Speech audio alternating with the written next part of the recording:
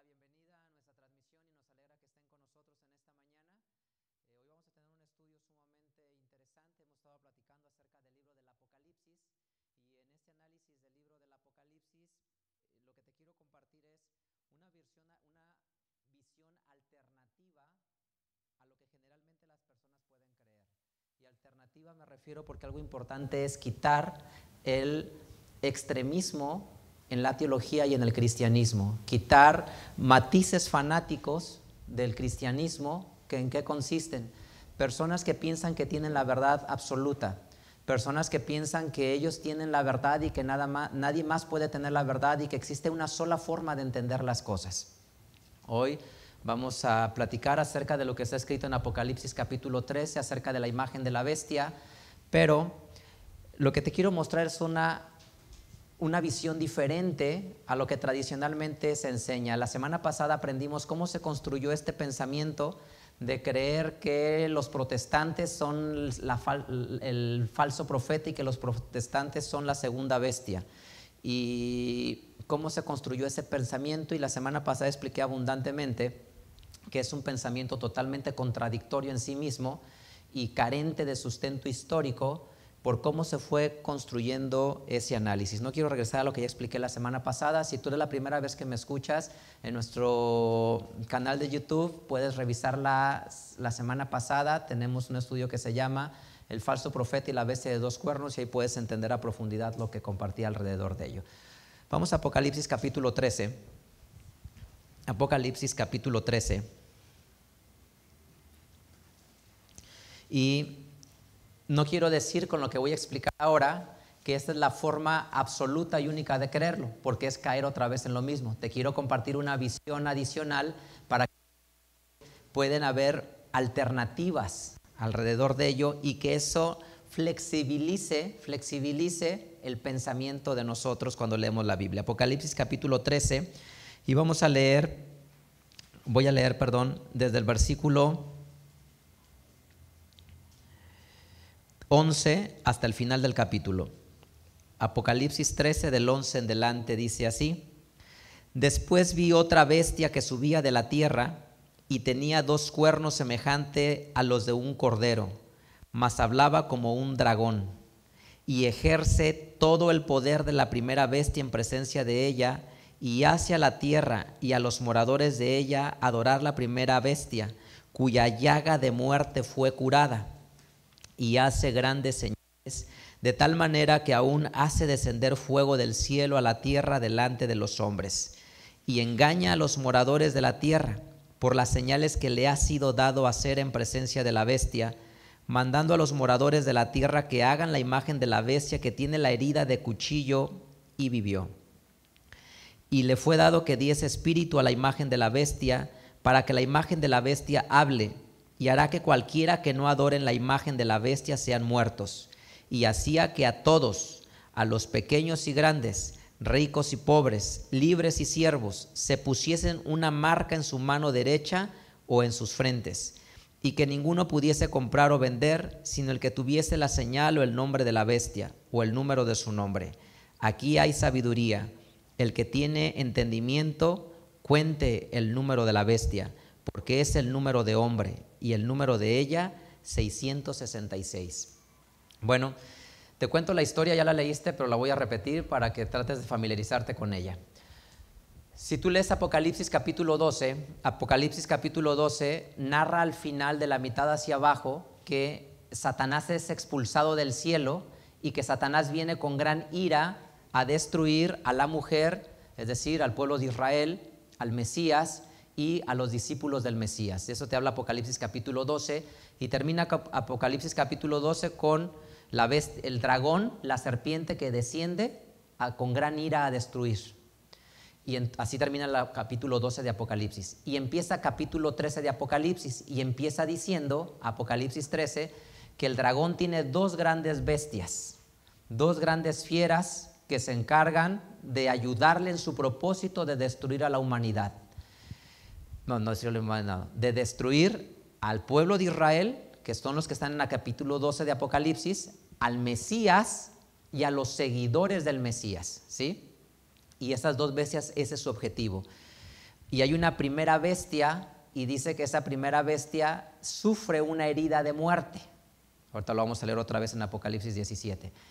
Que surge de la mar esta bestia, y luego empezamos nuestra lectura donde dice que de la tierra surge una segunda bestia, y que esa segunda bestia que surge tiene el propósito de hacer que toda la tierra, ricos, pobres y quien sea, adoren a la primera bestia cuya herida de muerte fue sanada. Habla de una herida de muerte. Entonces, el propósito de la segunda bestia es hacer que adoren a la primera bestia. Y luego dice que tiene la imagen de la bestia, y que esa imagen de la bestia da una marca y una señal, de manera que nadie puede comprar ni vender si no tiene esa señal. Y el versículo final dice, y aquí hay sabiduría y entendimiento. La marca es una marca de hombre y el número es 666. Si alguien entiende sabiduría, resuelva el acertijo. Eso es lo que dice el último versículo. Apocalipsis capítulo 17. Vamos a leer otros versículos en esta idea.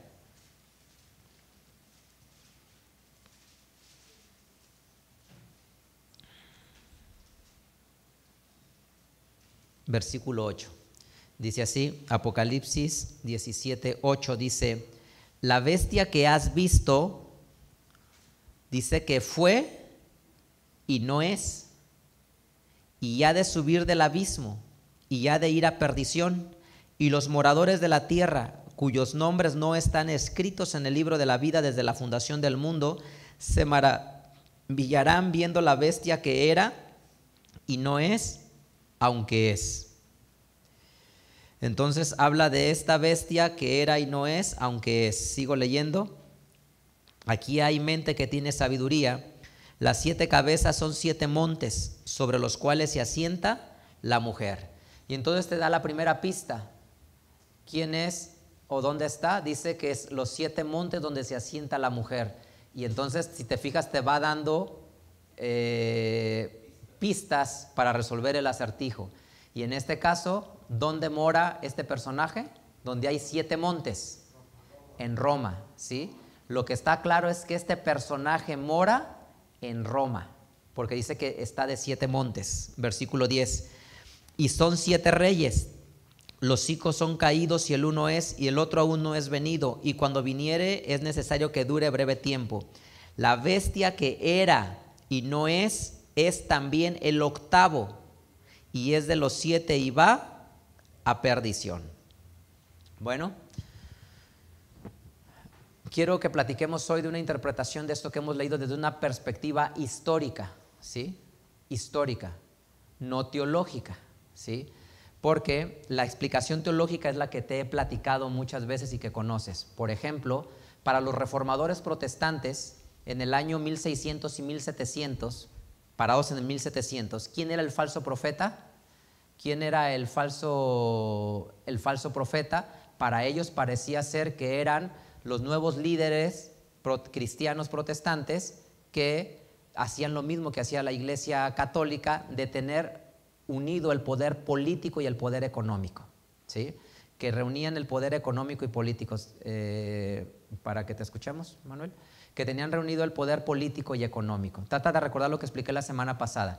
¿Cuál es el gran enojo contra la Iglesia Católica en la Edad Media? Que ha reunido el poder eclesiástico con el político y el civil, ¿sí? Síganme en esta idea.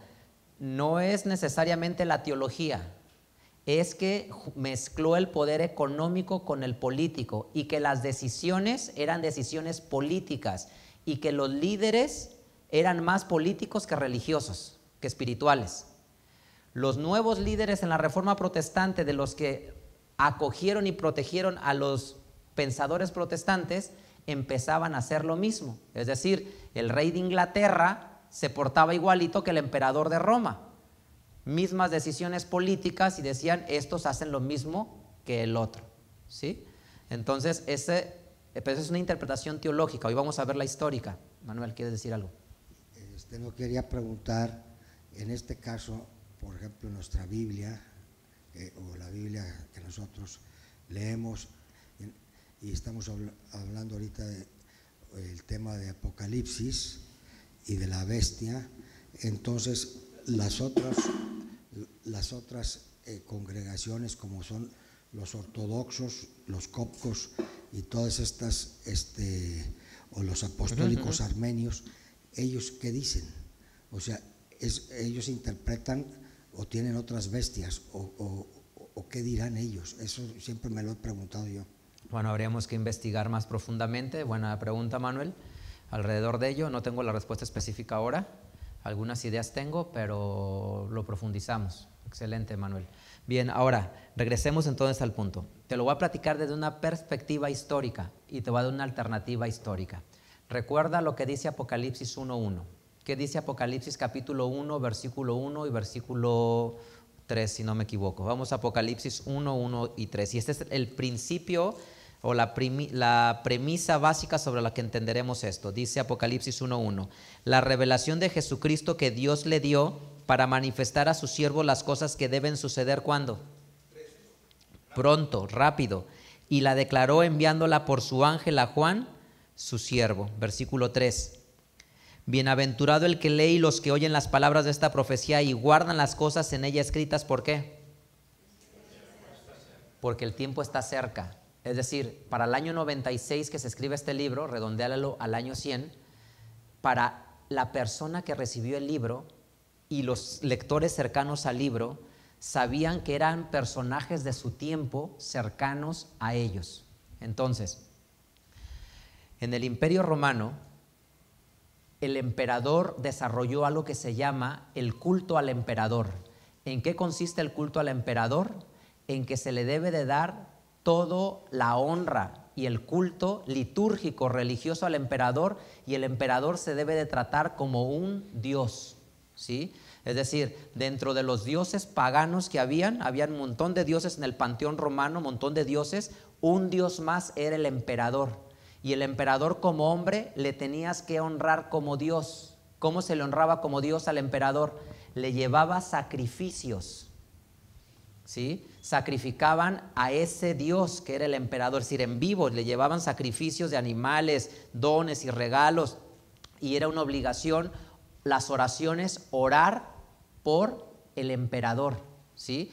Es decir, el culto central idolátrico lo tenía acaparado el emperador, y no solamente se debía dar culto al emperador en la ciudad de Roma, sino en todo el Imperio Romano, desde Inglaterra, lo que hoy conocemos como Inglaterra, hasta Irán, Irak, que hoy conocemos de lado a lado. Todo el imperio le tenían que dar culto al emperador.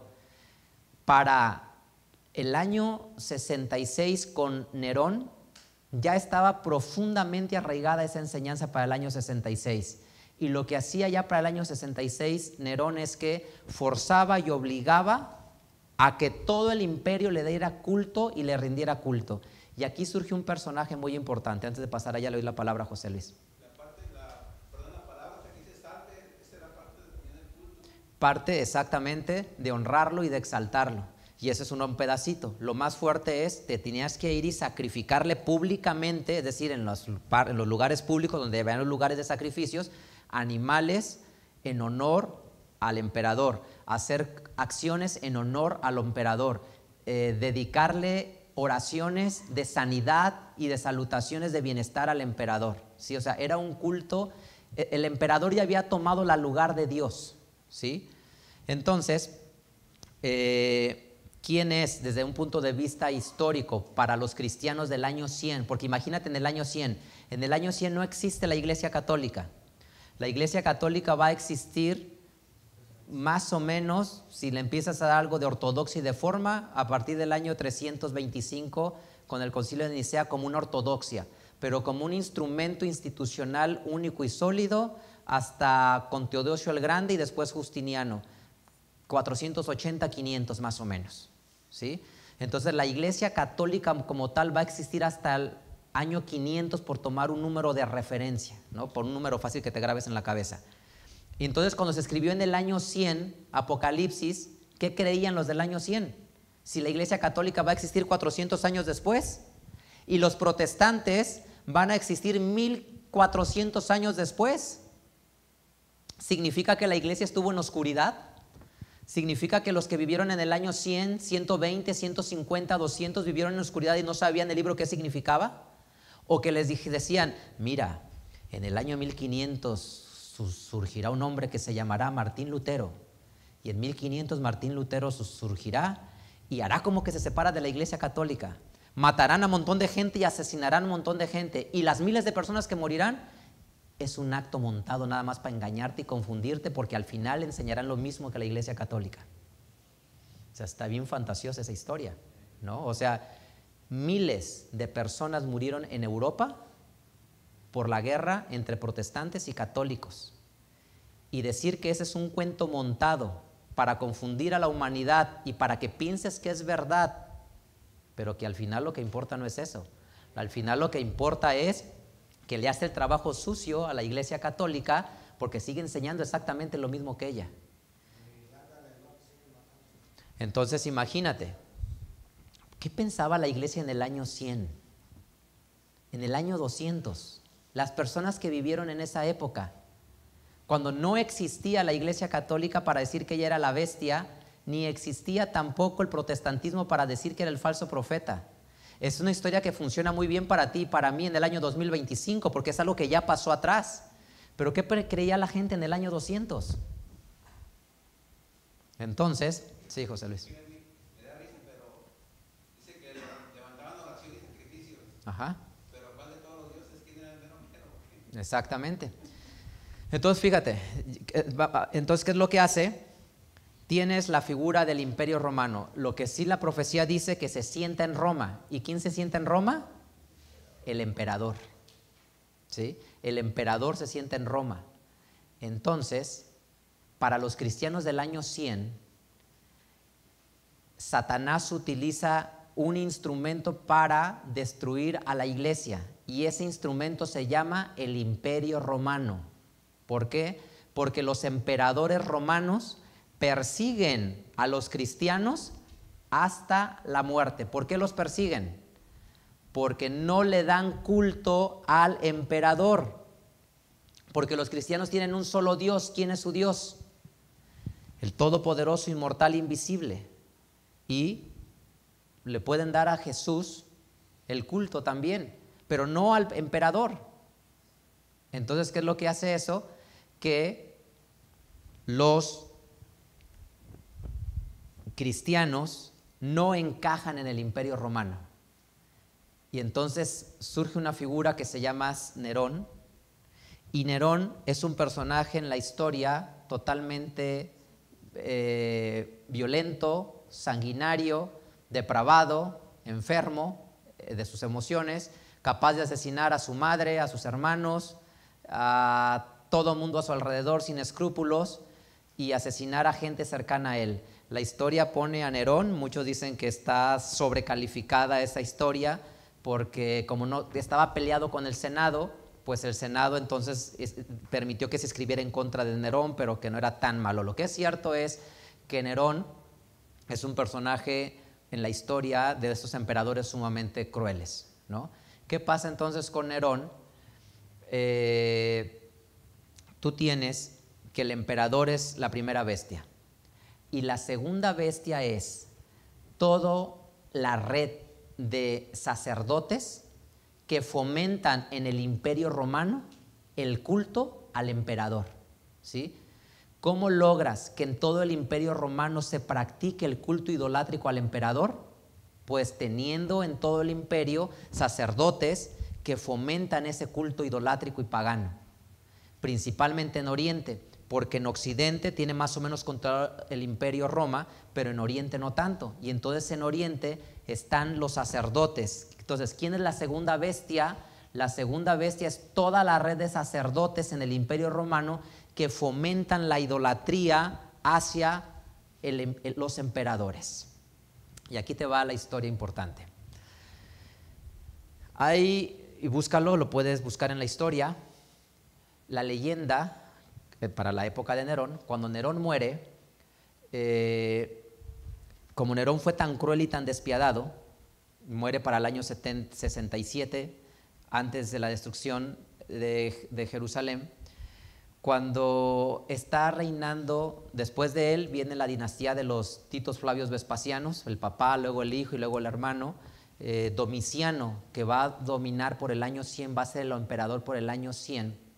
Existía la leyenda en ese tiempo de Nerón revivido, es decir, se creía que Nerón iba a resucitar. Habían dos leyendas. La primera es que Nerón no había muerto, sino que Nerón había huido a Oriente y en Oriente iba a reunir un ejército grande y iba a regresar a destruir a todos los que los atacaron, a todos los que lo atacaron a él, y iba a matar a todos. Entonces existía la leyenda de que Nerón iba a regresar y todos tenían miedo que regresara el cruel y el violento Nerón. Con el tiempo, como no venía, se aceptó que murió, pero se creía que Nerón iba a revivir. Esto se llama Nerón redivivus, Nerón revivido. Búscalo en internet y puedes encontrar la historia acerca de esto. La leyenda consiste en que Nerón iba a revivir y Nerón iba a regresar. Y cuando regresara iba a matar a todos.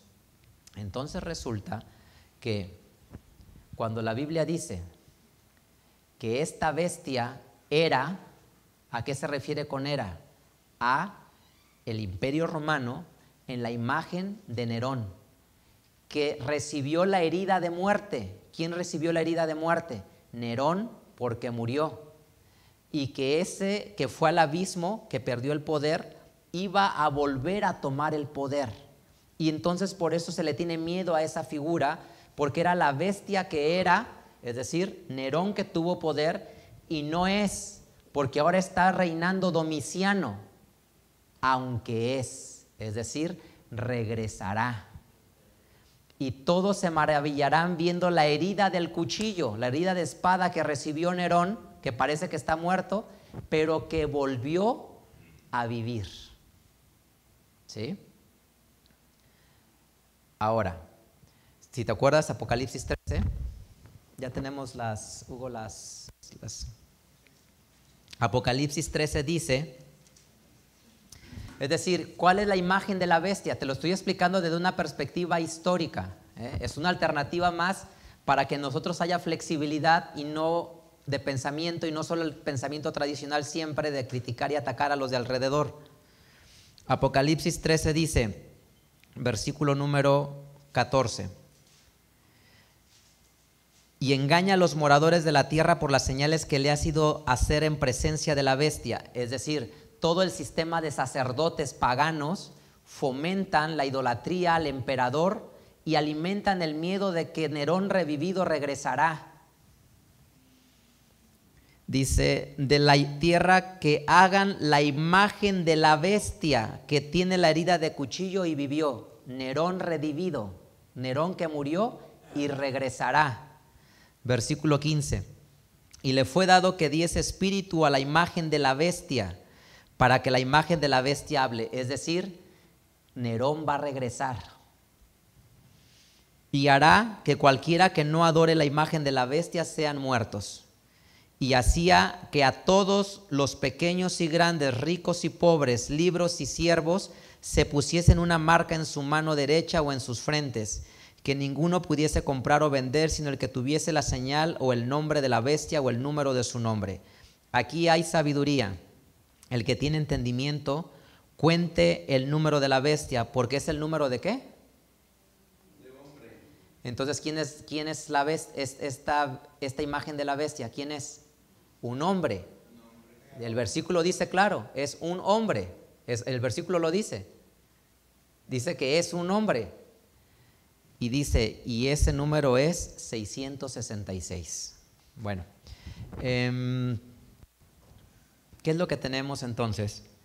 Que una interpretación histórica, no quiero decir que sea la correcta, ni quiero decir que sea la única, pero te quiero trasladar a que existen alternativas y no una forma única de pensar en la verdad absoluta y que todos los demás están equivocados.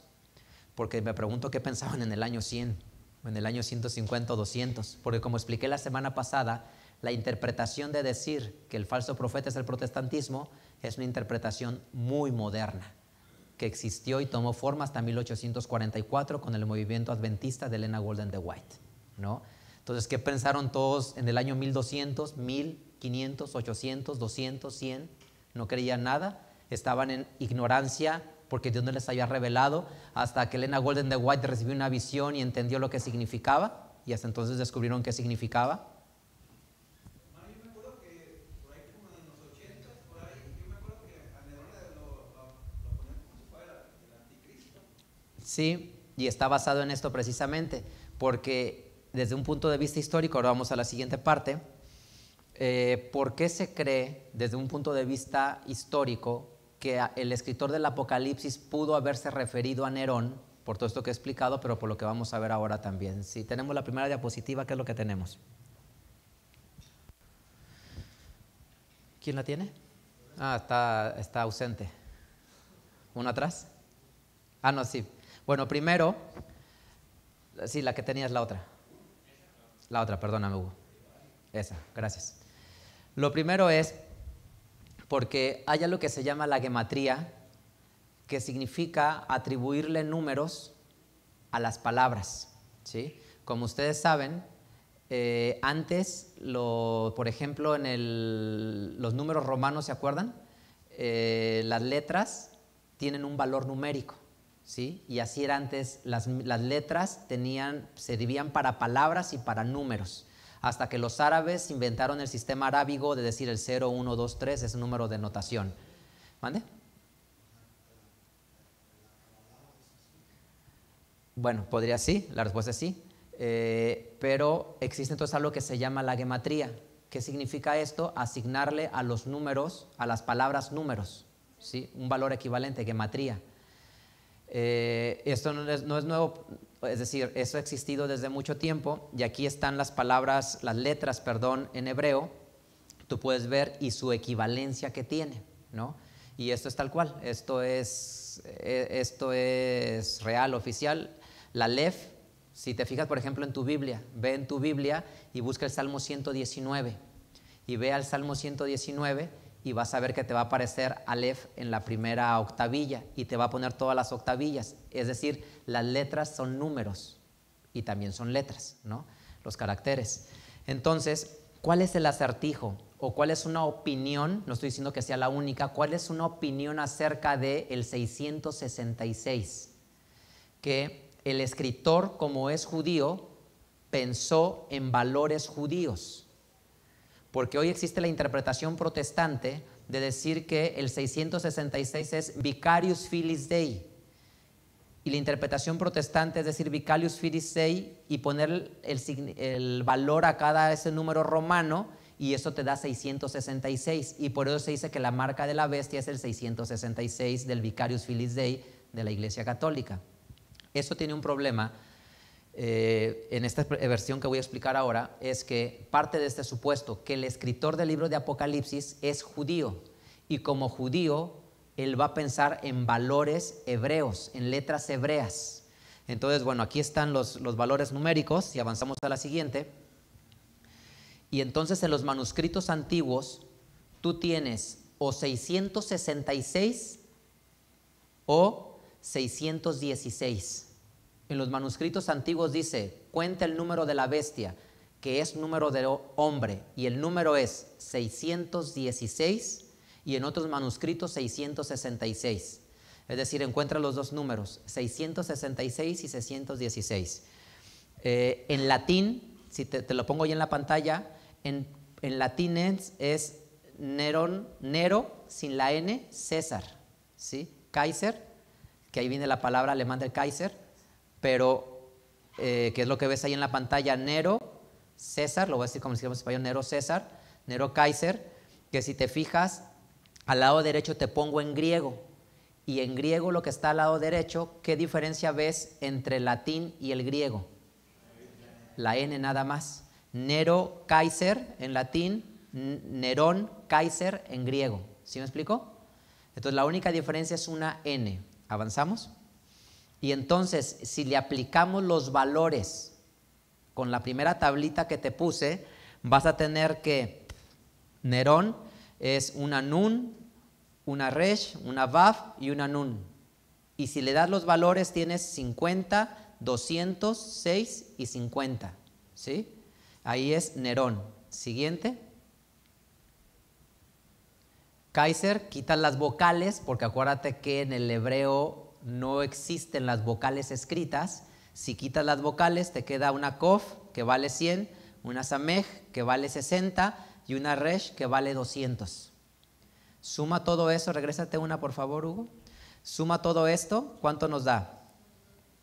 Aquí son 50 más 200 más 6 más 50. ¿Cuánto te da? 306. La palabra Nerón, ¿cuánto vale? Avanzamos. César Nerón, que es lo que dice la traducción, es esto. Y aquí tienes, ¿cuánto te da? ¿Y cuánto te da la suma de los dos? 666. ¿Sí lo sacaron la suma o no? Sí. Él sí lo sacó, pero quiero que todos lo saquen. Con el otro. A ver, otra vez. Quiero que pongan atención para que... Otra vez. Hugo, concéntrate que estás en dos cosas. Alguien ayúdele a Hugo porque está sufriendo. Es broma, la primera. Es broma, Hugo, es broma, la primera. No valoran mi trabajo, dice Hugo. Tanto que hago por ustedes. No, la que sigue. Perdóname, Hugo. Ahí. A ver, sumen eso. ¿Cuánto da ahí?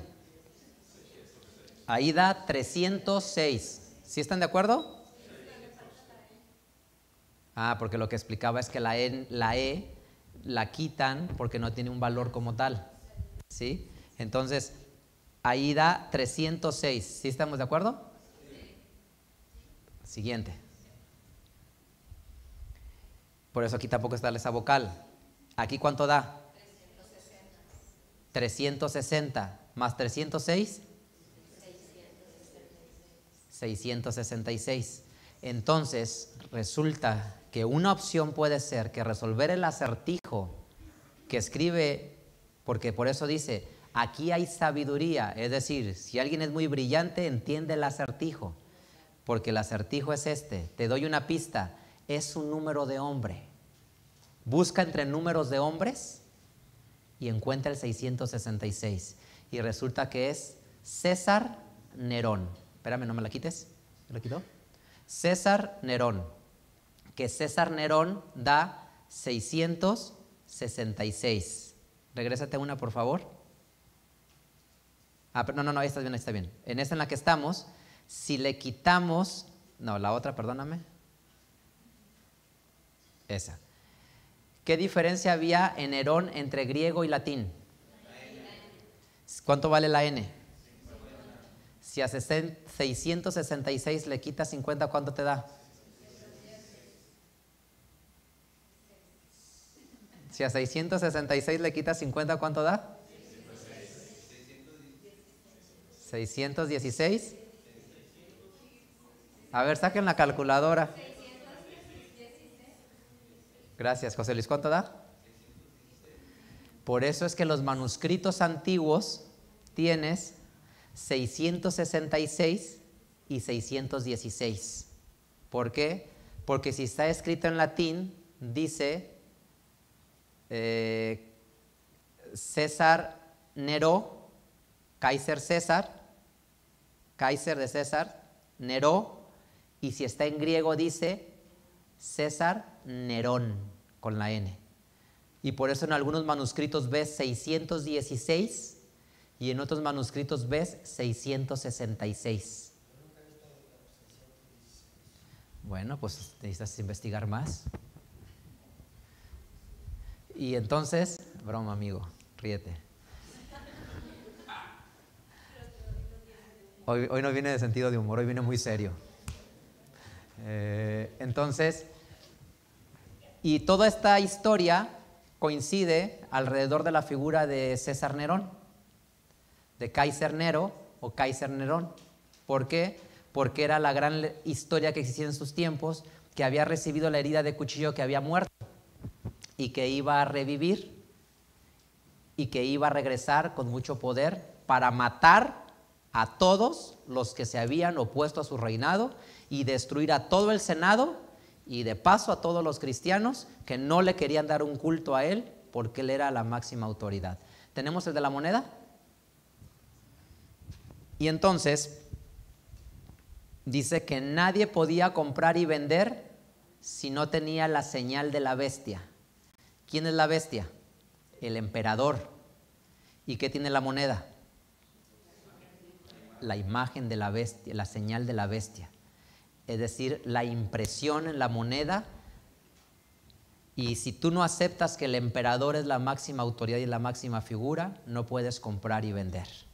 Y ya para el culto del emperador existía lo siguiente: se te entregaba un certificado, y en ese certificado, en un papel, existen los papiros todavía, en Egipto solamente, es decir, que sobrevivieron del imperio de la zona de Egipto, donde un ciudadano romano, del imperio romano, tenía la obligación de ir ante estos sacerdotes, la segunda bestia, y ofrecerle sacrificio al emperador. Y cuando le ofrecía sacrificio al emperador, le entregaban su certificado. Y con ese certificado podía probar que había cumplido con la ley, y ahora sí podía comprar, podía vender y podía hacer tratos. No importa que fueras rico o pobre, esclavo, lo que fueras. Bueno, esclavo no, porque no eran ciudadanos. Pero todos tenían que tener ese papelito para poder comerciar. Y si alguien no tenía el papelito, no podía comerciar. Entonces, ¿cómo le hacían los cristianos? ¿Cómo se llama en México? ¿Cómo se llama en Ciudad de México, donde venden todos mercado negro? No, a una calle famosa donde te dan títulos de todo y esas cosas. Bueno. ¿Santo Domingo? Ok, Santo Domingo. Bueno. Santo Domingo, siempre ha existido. No, porque hacían lo correcto, no iban para allá. Bueno, el punto es que entonces sí es un reto, y por eso el libro de Apocalipsis escrito para el año 100 tiene todo el sentido. Todo el sentido, porque dicen, el imperio romano nos persigue y nos acosa, porque no queremos hacerle culto al, ¿cómo se llama?, al emperador. Y si no le hago culto al emperador, no puedo comprar, vender y comerciar. Y no puedo probar como ciudadano que estoy bien. Y si no, me persiguen y me matan. Y entonces el libro de Apocalipsis, ¿qué objetivo tiene? El objetivo de Apocalipsis es decirle a esa generación en el año 100, 200, 300, tengan fe y esperanza. El Mesías volverá, el Mesías regresará, y soportemos y no caigamos en la idolatría. No le rindamos culto a alguien más que no sea nuestro Dios y a su Hijo Jesús. Y no caigamos ante la intimidación del emperador.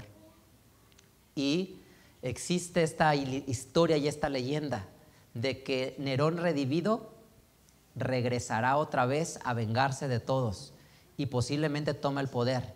Y cuando dice son 7 emperadores, si cuentas, no los traje los números, pero el emperador, vas a darte cuenta que los números checan que el 7º emperador va a ser Domiciano. Y entonces el que viene detrás del, que es el 8º, es el que fue emperador, César Nerón. Y no es porque lo mataron o lo exiliaron, aunque es porque revivirá y volverá a tomar el poder. Y entonces el 8º que regresará es César Nerón, que regresará a vengarse en todo el imperio. Y dice en el otro, cuando dice de 10 reyes, es porque hubo un periodo en el imperio romano en que llegaron a coexistir 3 emperadores en un periodo de caos que tuvieron. Entonces, ¿qué es lo que hace el libro de Apocalipsis? Desde una perspectiva histórica para el año 100, 200, el año 100, 200 es darles esperanza y decir, el Mesías está cerca y está a la puerta, ¿sí? Entonces, esto que te he compartido ahora, voy a pedir a los de la alabanza que ya vayan pasando y preparándose, y si pueden bajar ya el atril. Esto que te he compartido hasta ahora es una perspectiva para que te des cuenta que esto nos debe de dar una flexibilidad de pensamiento, ¿sí? Ya voy a cerrar, pónganme atención y no se me distraigan. Esto te debe de dar una flexibilidad de pensamiento. ¿A qué me refiero con flexibilidad de pensamiento? No tener esta posición extrema y radical de decir, todas las denominaciones están equivocadas y solo yo tengo la verdad absoluta. Y si te sales de esta denominación, te vas a condenar, porque solo los que se congregan aquí son salvos. ¿Por qué es impreciso este pensamiento? Porque repite la misma actitud del imperio romano. La actitud del imperio romano de decir, tienes que ser como yo, porque si no eres como yo, te mato. Que eso fue lo que hizo el concilio de Nicea. Está probado históricamente que antes del concilio de Nicea no había una ortodoxia. ¿Qué es una ortodoxia? Una única forma de pensar. Había una heterodoxia en las comunidades cristianas y marcado en las más influyentes e importantes: la comunidad de Roma, la comunidad de Constantinopla, la comunidad, bueno, entonces era Constantinopla más atrás, la comunidad de Alejandría y la comunidad de Jerusalén. ¿Sí? Lo que quiero decir es que en esos lugares lo que existía eran pequeñas variaciones en el pensamiento. Pero esas variaciones que existían no los hacían destruirse, ni criticarse, ni rechazarse, sino había una coexistencia de eso. Lo que va a ser el concilio de Nicea, cuando el Imperio Romano, que es la primera bestia, toma el poder, entonces el Imperio Romano va a impregnar en la iglesia la forma de pensar del Imperio Romano. Es decir, o me das culto al emperador o te mueres. Y entonces lo que va a hacer es exactamente eso. O crees como dice el concilio de Nicea o te mueres. Y que ese pensamiento ha perdurado, porque así lo enseñaron durante miles, cientos de años, ha perdurado hasta hoy, de decir: si no crees como nosotros, estás condenado. Si no crees como nosotros, eres el falso profeta.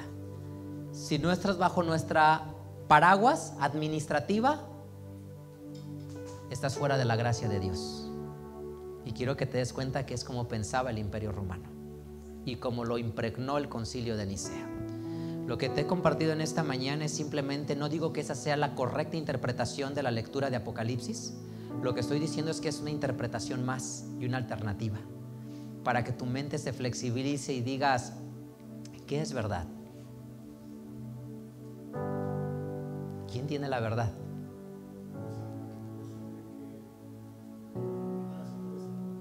Y llegas a la conclusión totalmente, Salvador, que Dios ha previsto un camino de salvación para la humanidad y que Dios ama a la humanidad. Y te diré algo fundamental.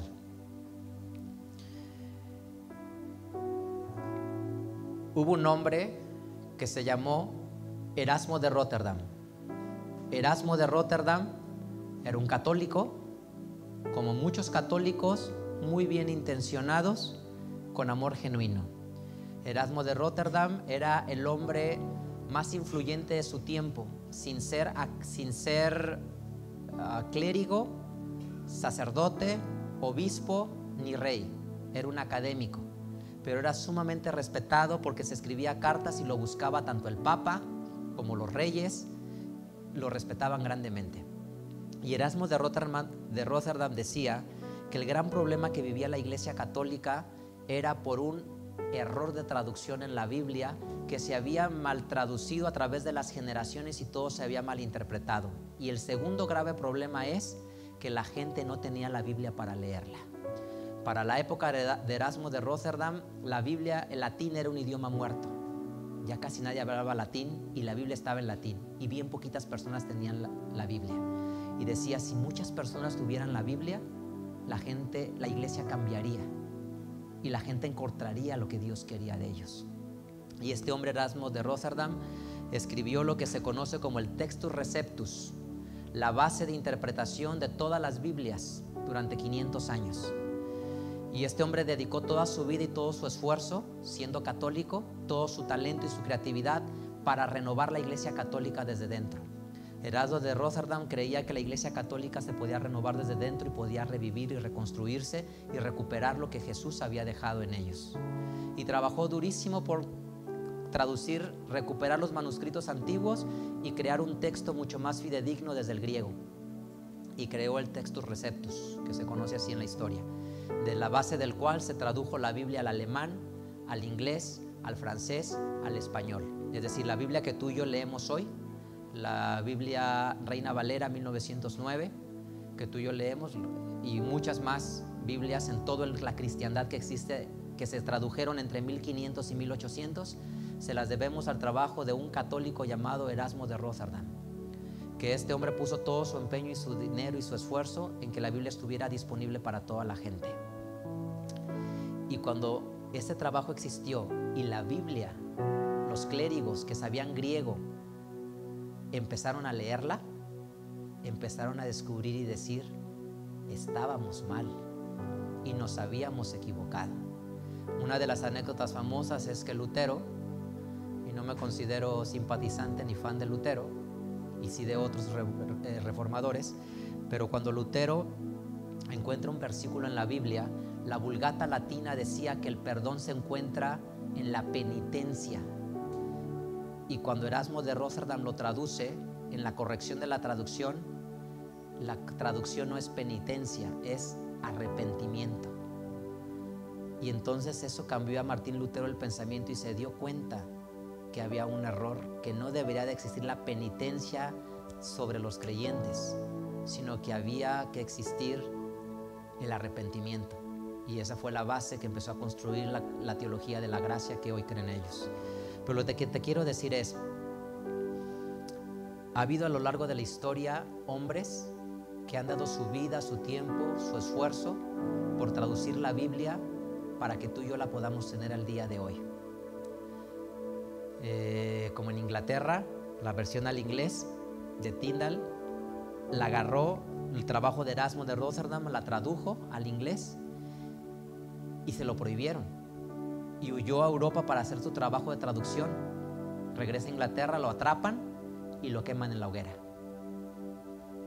Es decir, este hombre dio toda su vida y su esfuerzo porque la Biblia llegara. Lo que te quiero transmitir y cerrar con esta idea es: dejemos de pensar en esto de pecadores, santos, de gente digna, no digna, gente que tiene la verdad, gente que no tiene la verdad, y aprendamos la historia de cómo se fue construyendo la verdad o la realidad que tú y yo creemos hoy, y que te des cuenta que lo que crees tú hoy es consecuencia de lo que tenemos en las manos. Pero si en 50 o 100 años tenemos mejores elementos, tienes que darte cuenta que las cosas tienen que cambiar y necesitan cambiar. ¿Sí? Cuando la gente agarraba la Biblia y leía un versículo, lo entendía literalmente y dice: aquí dice que debo de hacer tal cosa, y lo hacían, y eso es obediencia y fe, y estuvo perfecto. Pero hoy tú y yo tenemos historia, arqueología, manuscritos que nos permiten entender qué quiso decir ese versículo en su tiempo, y te das cuenta que es un versículo que no significa lo mismo en nuestro tiempo. Entonces lo que te quiero transmitir es: quítate de tu corazón el odio, el rechazo, el enojo. Y si tú vienes a esta comunidad cristiana, en esta comunidad cristiana enseñamos el amor y abrazar a todos los que a través de la historia y hoy se esfuerzan en que la gente conozca a Jesús. Y todos vamos en niveles de conocimientos. Es decir, gracias a personas que enseñan a Jesús en otros puntos de la ciudad, mañana podré compartirles a esas personas un poco más acerca de Jesús, y ellos podrán compartirme a mí acerca de Jesús. Entonces, la verdadera guerra y la verdadera lucha no es entre denominaciones. La verdadera lucha es contra el egoísmo del ser humano. Trabajamos en las iglesias cristianas por destruir el egoísmo en el corazón del ser humano y que el hombre reconstruya la identidad y la imagen que Dios les dio. Entonces no creo que tenemos la verdad absoluta en este lugar, y tampoco me interesa probar que tengo más verdad que otros. Lo único que me interesa es que aprendamos a amar a Dios y que en tu vida se note la presencia de Cristo y de Jesús. Que el Dios de Abraham te bendiga. Te quiero invitar a que exaltemos su nombre. Vamos a cantar al Padre.